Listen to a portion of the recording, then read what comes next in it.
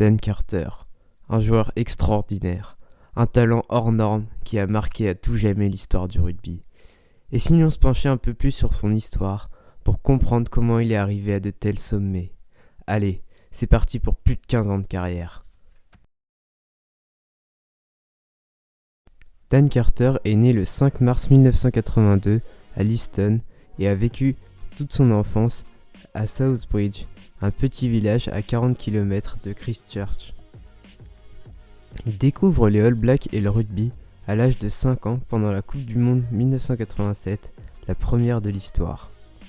Son père l'a alors initié au rugby à l'âge de 6 ans et a eu une influence très importante pour lui puisqu'il était l'entraîneur de l'équipe de son village. Jeune, il jouait souvent demi de mêlée car il était, dit-il, le plus petit de son équipe. Surprenant quand on le voit maintenant. À l'âge de 8 ans, son père lui offre une paire de poteaux de rugby identiques à celle des pros. Il dit que c'est le plus beau cadeau qu'on lui ait jamais offert de sa vie. Mais ce n'est qu'en terminale qu'il se fait repérer et intègre l'équipe des Christchurch Boys High School. Après ses études, il ne sait pas ce qu'il veut faire et va alors enchaîner les petits boulots. Mais cette année est un vrai tournant dans sa jeune carrière puisqu'il est sélectionné chez les U19 de Canterbury. Il intègre alors l'académie des Crusaders et c'est là que va alors débuter sa métamorphose. En un an, il passe de 78 à 90 kg.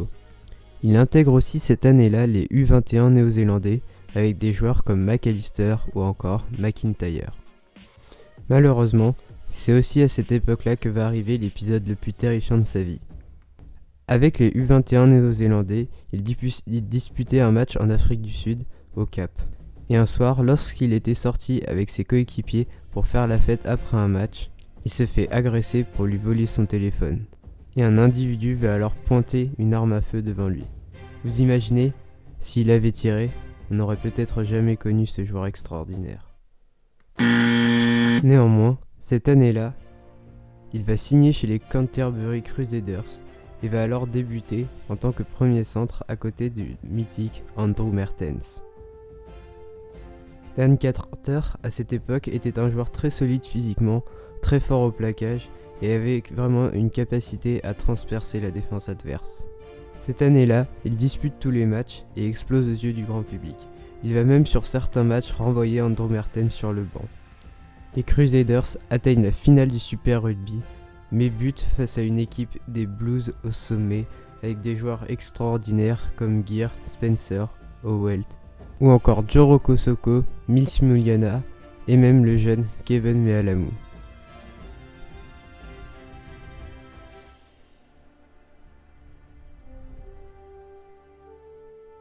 Mais quelques heures plus tard, un événement va alors tout chambouler dans sa vie, puisqu'il est sélectionné pour la première fois chez les All Blacks en écartant son coéquipier Andrew Mehrtens.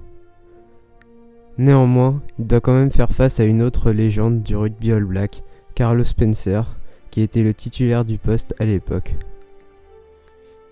Il débute alors son premier match sur le banc contre l'Angleterre. Hélas, face à un Wilkinson inarrêtable, les All Blacks s'inclinent 15-13. Il va tout de même débuter le prochain match en tant que titulaire, et va alors nous livrer une performance magistrale. 20 points, un essai et une victoire 55-3. D'ailleurs, pour la petite anecdote, Carter disputa ce match avec le numéro 26, car tout simplement son maillot s'était déchiré en début de rencontre. Cette année-là, les All Blacks remportent le Tri-Nations et s'envolent pour la Coupe du Monde avec le statut de favori, au même titre que des équipes comme l'Australie, le pays hôte ou l'Angleterre. Carter débute cette Coupe du Monde en tant que remplaçant, et dans la hiérarchie, il est derrière des joueurs comme Aaron Mauger et Tana Umaga en centre, et forcément Carlos Spencer en 10. Il va tout de même disputer 3 matchs de poule, mais forcément retourne sur le banc pour les phases finales. Les All Blacks battent facilement l'Afrique du Sud en quart, mais tombent face à des Australiens transcendés par leur public en demi-finale. Les All Blacks sont alors éliminés de la Coupe du Monde 2003. En 2004, Dan Carter est installé en tant que titulaire chez les Crusaders. Il joue souvent numéro 12, mais les Crusaders vont encore échouer en finale face à une équipe des Brumbies survoltée. Carter termine néanmoins meilleur réalisateur et meilleur joueur de la compétition.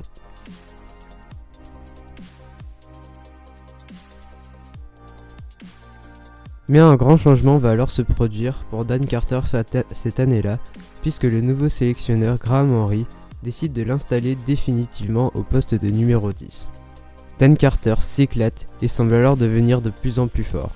En 2005, il réalise une performance absolument exceptionnelle face aux Lions britanniques et livre un match, une performance individuelle quasi inédite, en inscrivant 33 points et en gagnant le match 48-18. Je vous laisse admirer.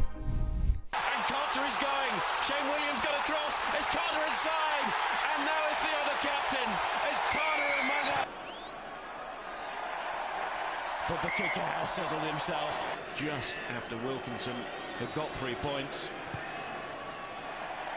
Carter wipes them out. It was already that inside the first 5 minutes, wasn't it? McCaw. Well, here's a player who also has an aura around him. Daniel Carter. Nialamu. So'oialu. Chance here for Carter. Flying down the wing. Daniel Carter.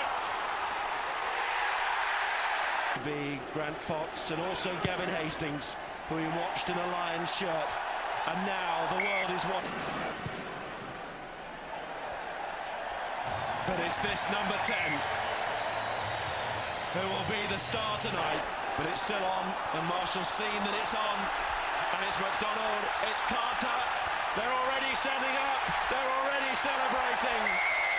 The 38 scored back in 1983, and they leave the 30s to enter the 40s. And it's every part of their game. Stuart, man of the match. Well, I'm trying. Dan Carter est tout simplement irrésistible cette année-là. Il va aussi gagner son premier titre dans le Super Rugby avec la franchise des Crusaders dans une finale acharnée face aux Waratahs. Et après une autre victoire dans le Tri-Nation et une tournée absolument monumentale avec les All Blacks, il est tout simplement élu meilleur joueur du monde en 2005. 2006 doit être l'année de la confirmation pour Dan Carter et il doit maintenant assumer son statut de meilleur joueur et surtout meilleur 10 du monde. La campagne 2006 des Crusaders en Super Rugby est quasiment parfaite. Et en finale, Dan Carter livre une prestation sensationnelle dans un brouillard où l'on ne voyait quasiment rien et va alors réussir à passer des coups de pied improbables dont on se demande encore aujourd'hui comment il a pu les passer. Dan Carter est au sommet de son art et les Crusaders remportent un deuxième titre d'affilée. Cette même année, il va réussir une pénalité absolument sensationnelle à plus de 62 mètres face aux Springboks pendant le Tri-Nation. Admirer, c'est sublime.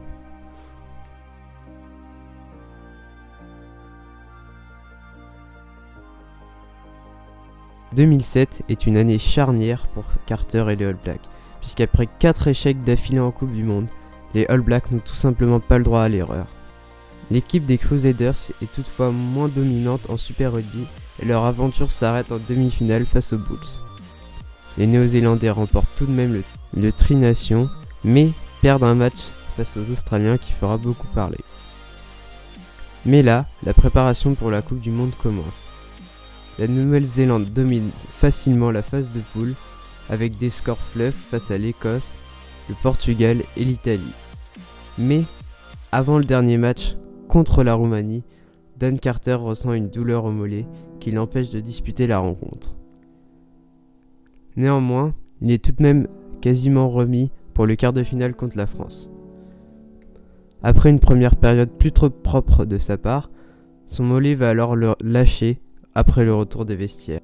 Il est alors contraint de dire adieu à la Coupe du Monde et d'abandonner ses coéquipiers qui petit à petit étaient de plus en plus dépassés par une équipe de France galvanisée qui va totalement faire déjouer les All Blacks et remporter un match absolument fabuleux qui va les qualifier pour la demi-finale contre l'Angleterre. Les All Blacks sont encore éliminés et disent encore adieu à la Coupe du Monde.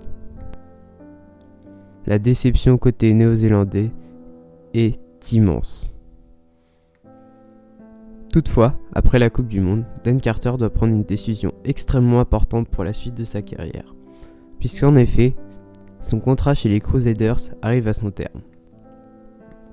Deux choix se présentent alors à lui, soit re-signer chez les Crusaders, soit rejoindre les Blues qui lui offrent un contrat en or.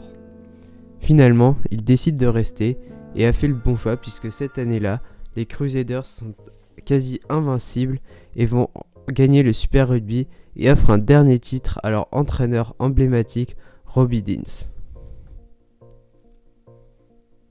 Mais, après une énième victoire des All Blacks dans le Tri-Nation, Dan Carter décide de totalement changer d'air et de rejoindre l'hémisphère nord et le top 14 en signant à Perpignan. L'aventure débute plutôt bien, Dan Carter arrive à s'adapter en France, mais il est stoppé dans son élan en janvier où il se blesse au tendon d'Achille. Et quelques semaines plus tard, alors qu'il veut absolument disputer le match au Stade de France face au Stade français, le constat est sans appel, il se fait une déchirure du tendon d'Achille. Il est alors out tout le reste de la saison de top 14, mais peut quand même célébrer le titre avec ses coéquipiers, puisqu'en effet, sans Carter, l'équipe va tout de même remporter le titre de champion de France en 2009. Après une année loin de ses proches, il décide tout de même de rejoindre la Nouvelle-Zélande et retrouve les Blacks et forcément sa franchise des Crusaders. Il retrouve peu à peu son niveau et se sent prêt à être au top pour l'année 2010. Mais les Crusaders perdent en demi face aux Bulls.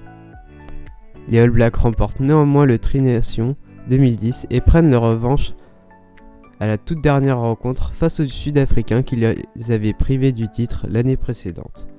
En 2011, Dan Carter perd une nouvelle fois en finale avec sa franchise des Crusaders en Super Rugby face à des Reds tout simplement inarrêtables cette année-là. Mais l'événement en 2011, c'est évidemment la Coupe du Monde à domicile où les All Blacks n'ont pas le droit à l'erreur et sont obligés de gagner. Malgré une pression énorme, les All Blacks gèrent parfaitement la phase de poule en enchaînant les larges victoires face au Tonga, la France, le Canada et le Japon. Mais quelques jours plus tard, c'est le drame pour Dan Carter. À la fin de sa séance d'entraînement, comme d'habitude, il va taper quelques coups de pied pour tout simplement garder le rythme. Mais en tapant un dernier coup de pied, il se blesse et est contraint de mettre un terme à sa Coupe du Monde. Il est alors contraint de voir ses coéquipiers remporter le titre depuis les tribunes. Il est tout de même heureux pour eux, mais est complètement dégoûté car ça fait 2 fois de suite qu'il ne peut pas disputer les phases finales de la Coupe du Monde.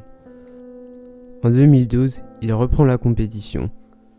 Les Crusaders réalisent une bonne saison et les All Blacks sont tout simplement inarrêtables après leur titre de champion du monde.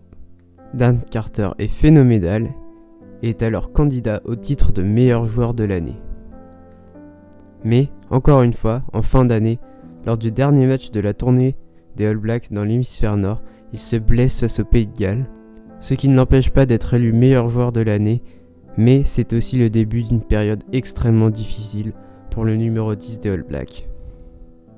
En effet, le doute s'installe chez Dan Carter au vu de la répétition de ses blessures ces dernières années. Il dit même dans son livre qu'il a même songé à arrêter sa carrière. Il décide alors de prendre un congé sabbatique de 6 mois en 2013. Il a d'ailleurs fait appel à de nombreux préparateurs mentaux comme Gilbert Enoka pour régler à la fois ses problèmes physiques intimement liés à ses problèmes mentaux. Puisqu'en effet, quand les blessures se répètent, on a forcément de l'appréhension. Il revient tout de même à la compétition, mais là, le drame se répète. Il se fie sur l'os, puis ensuite se blesse à l'épaule. Mais, malgré tout, petit à petit, grâce à ses coéquipiers qui l'encouragent, et notamment Liam Messam, il reprend confiance. Mais il va alors se reblesser au tendon d'Achille, et là, il songe vraiment à tout arrêter. Il prend alors un deuxième congé sabbatique, et après avoir guéri son tendon d'Achille pendant plusieurs mois, et après avoir perdu 8 kilos, il est prêt à repartir. Il fait très attention désormais à son poids, et surtout à la répartition de sa masse musculaire pour éviter toute blessure. Après des mois de travail, il réintègre l'équipe des Crusaders et atteint la finale face aux Waratahs. Carter retrouve des sensations, mais l'équipe échoue d'un petit point. Il arrive tout de même, malgré une concurrence extrêmement féroce avec Boden Barrett, Aaron Cruden et Colin Slade, à réintégrer l'équipe des All Blacks pour la tournée 2014. Mais l'événement en cette fin d'année pour Dan Carter, c'est surtout le choix de son club après la Coupe du Monde. Il souhaite retourner dans l'hémisphère nord et va alors hésiter entre deux clubs du top 14, Toulon et le Racing Métro. Et malgré les efforts incommensurables de Mourad Boudjelal pour le faire venir, il fait le choix du Racing. Après la tournée des All Blacks, il est quand même dans la hiérarchie des numéros 10, clairement derrière Boden Barrett. C'est pourquoi il va alors décider de redoubler d'efforts et de s'entraîner encore plus. Il décide alors d'écourter ses vacances de Noël et de reprendre plus tôt que prévu avec les Crusaders. Néanmoins, il est un petit peu frustré car il joue souvent en numéro 12 avec Colin Slade en numéro 10. Ce qui ne lui laisse donc pas l'occasion de se montrer en numéro 10 pour regagner sa place chez les All Blacks. La saison des Crusaders est alors complètement ratée puisqu'ils n'atteignent même pas les playoffs. Mais au fur et à mesure que la saison avance, Dan Carter retrouve son niveau d'il y a quelques années et regagne sa place en tant que numéro 10. Il fait alors ses adieux aux Crusaders et c'est vraiment un événement qui l'a extrêmement touché. Petit à petit, il retrouve sa place en tant que numéro 10 chez les All Blacks. Il est tout simplement gonflé à bloc et après un rugby championship maîtrisé de la part des All Blacks, il regagne sa place de titulaire indiscutable. En 2015, les All Blacks arrivent tout simplement avec une équipe extrêmement puissante dans cette Coupe du Monde en Angleterre. Les All Blacks sont les grands favoris puisqu'ils sont tout simplement les tenants du titre et ils écrasent tout depuis 2011. Et comme prévu, ils surclassent la phase de poule et arrivent galvanisés en quart de finale face à une équipe de France qui balbutie son rugby depuis la finale en 2011. Et là, même limité physiquement, Dan Carter nous livre un match sensationnel. Les All Blacks sont au-dessus de tout, et que ce soit dans l'animation ou dans le jeu au pied, Dan Carter nous livre une performance XXL. Les All Blacks sont inarrêtables, Julian Savea est au sommet, et c'est tout simplement la plus grosse humiliation de l'histoire des phases finales de la Coupe du Monde que va subir l'équipe de France. En demi-finale, les Blacks arrivent contre des Springboks valeureux mais limités dans certains secteurs de jeu, et vraiment, les All Blacks ont gagné ce match et faire preuve d'une expérience extraordinaire. Dan Carter, dans un match extrêmement serré, va alors s'imposer comme un vrai gestionnaire. Il est alors clairement le métronome de cette équipe des All Blacks. C'est un joueur clutch qui fait gagner son équipe.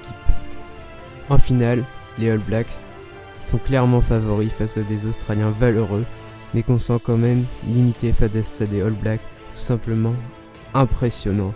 En 2015, c'est la meilleure équipe du monde, et je pense que cette équipe, c'est presque la meilleure équipe de l'histoire.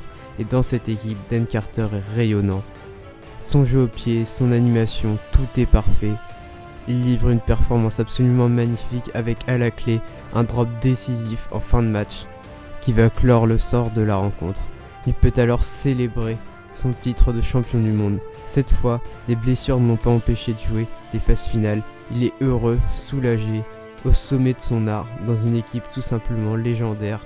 Il a enfin pu montrer toute l'étendue de son talent. C'est un joueur extraordinaire, reconnu par le monde entier. Et il est alors logiquement élu cette même année meilleur joueur du monde. Une juste récompense pour lui qui a su revenir au plus haut niveau malgré des blessures à répétition.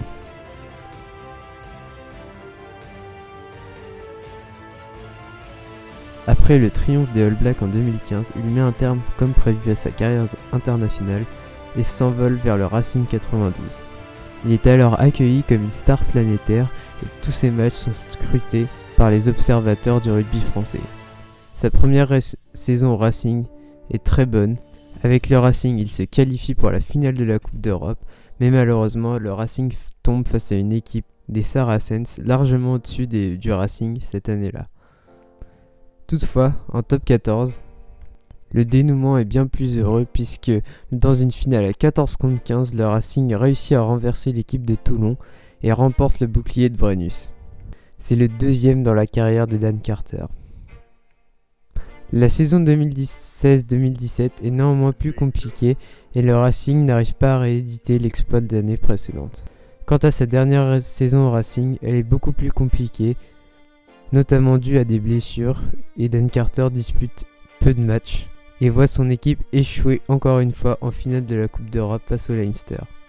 Après un passage en France réussi, Dan Carter décide à 36 ans de rejoindre un autre pays, le Japon, et l'équipe des Kobelco Steelers.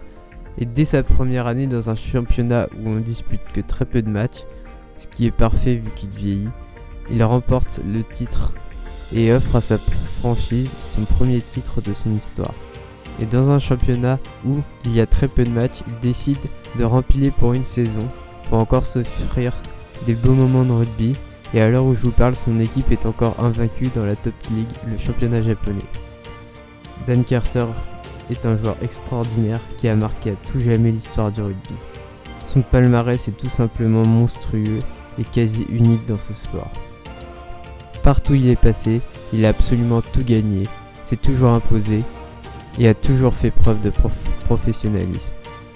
C'est un exemple à montrer dans toutes les écoles de rugby et en plus, c'est le meilleur marqueur de points en sélection de l'histoire du rugby et il a réussi à dépasser le grand Johnny Wilkinson. Dan Carter est un joueur hors du commun qui malgré les blessures a toujours su se relever et qui a, à tout jamais, marqué l'histoire du rugby. J'espère que cette vidéo vous aura plu. N'hésitez pas à liker et à vous abonner à la chaîne. C'était Revan. Salut!